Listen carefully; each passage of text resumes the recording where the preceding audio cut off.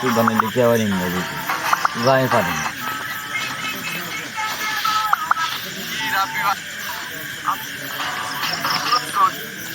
video দেখলে আর না বলা কিছু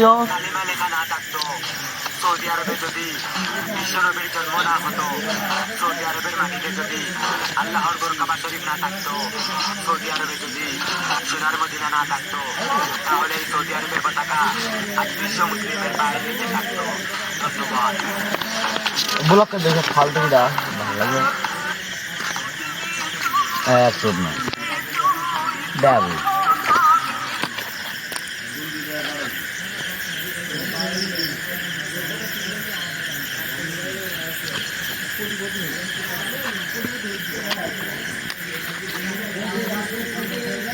कार्ड তোলো कार्ड